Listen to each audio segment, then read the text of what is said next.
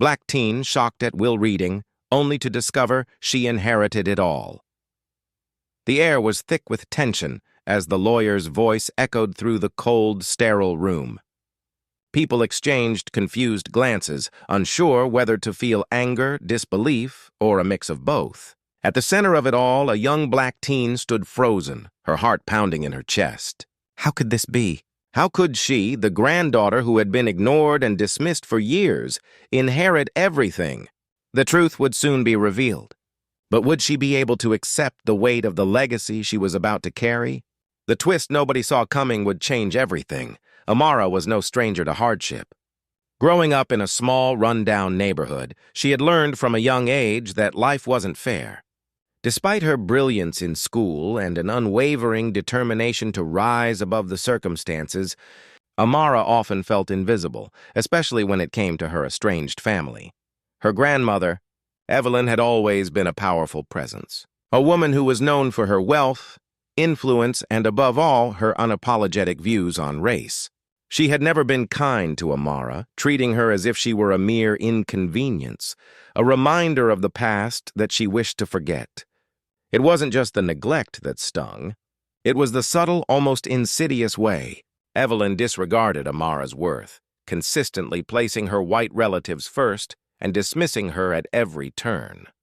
Amara had long accepted that she would never inherit the family's wealth or standing. It was never meant for someone like her, not in Evelyn's eyes. When she heard of her grandmother's passing, a mixture of indifference and sorrow settled in her chest. She mourned the loss of the woman who had shaped much of her family's history, but there was no illusion of a warm, loving bond between them. She expected nothing from the reading of the will, but that was before the lawyer read aloud the first line of the will, and Amara's name was the first to be mentioned. As the lawyer continued to read, Amara's heart skipped a beat. She couldn't believe her ears. Evelyn's will was clear. She had left her entire estate, everything, to Amara. The family members in the room, many of whom had known Evelyn their whole lives, were stunned into silence. The wealth, the properties, the businesses, all now belonged to the granddaughter they had written off so many years ago. The reactions were immediate. Amara felt eyes on her, angry, confused, even hostile. Her cousins, once so confident in their inheritance, looked at her with a mix of disbelief and envy. Amara's hands trembled as she gripped the chair, trying to process the words that had just been spoken. This couldn't be real. It didn't make sense. She had been ignored, passed over, erased. Why now? The lawyer continued, reading further details about the inheritance. There were stipulations, conditions that Amara had to meet to claim the inheritance fully. The most significant condition was that Amara had to confront her past publicly, her race, her identity, and reconcile the history of the family with its present.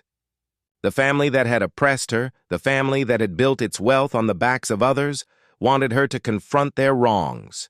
They wanted her to bear the burden of their past. At first, Amara wanted to refuse. She didn't want anything to do with the family that had rejected her. But as she thought about it more, something shifted inside her. This was an opportunity to reclaim the legacy that had been denied to her. This was her moment to turn the tables. But could she rise to the occasion? Tension in the room reached a boiling point as the family members whispered among themselves, some openly voicing their disbelief, while others fumed in anger. How could this young woman, this outsider, be chosen over them? They had all worked for their positions, sacrificed so much, yet here she was, handed it all. Amara stood at the center of it all, the weight of the will pressing down on her shoulders. Her hands were sweaty, her breath shallow. The room was thick with judgment, filled with relatives who had long since turned their backs on her. They could not understand why Evelyn had chosen her, why this young black teen, with nothing more than her resilience and her intellect, was the one to inherit it all. The lawyer, sensing the growing tension, fell silent. Amara's voice finally broke through the stillness, though it trembled at first. She had a choice. She could walk away, renounce the inheritance, and continue living in the shadows, or she could take this wealth, this power, and use it to rewrite her own story. She could confront the injustices of the past and use what she had inherited to challenge the very system that had sought to silence her. But the price was steep. To do so, she would have to face the harsh truth about her family's history, about the racism, the oppression, and the generational pain. Could she stand up and demand justice, not just for herself, but for those who had been marginalized before her? Amara felt a surge of emotion. Anger, confusion, and even fear swirled within her. But there was also something else. Hope. This was her chance to make a statement, to take back control of the narrative that had been imposed on her. She stepped forward, holding her head high, and faced her family. "This is not just about money," she said, her voice steady now. "It's about what we choose to do with what we've been given. I'll make sure this legacy means something, not just for me, but for everyone who's been ignored, erased, and pushed aside." The family members, stunned into silence, had no words to offer. Amara had taken the reins. She had made her decision. And from that moment, everything changed. Amara's decision didn't come without consequences. In the weeks that followed, her life changed in ways she hadn't anticipated.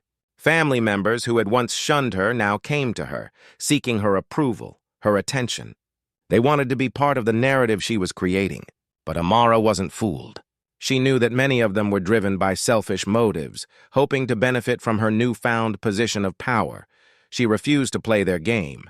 Instead, she used her inheritance to fund scholarships for underprivileged youth, start programs to support racial justice, and invest in businesses that championed diversity and inclusion. With every decision she made, Amara dismantled the old legacy. She built something new, something that would honor the struggles of those who came before her and provide hope for those who came after.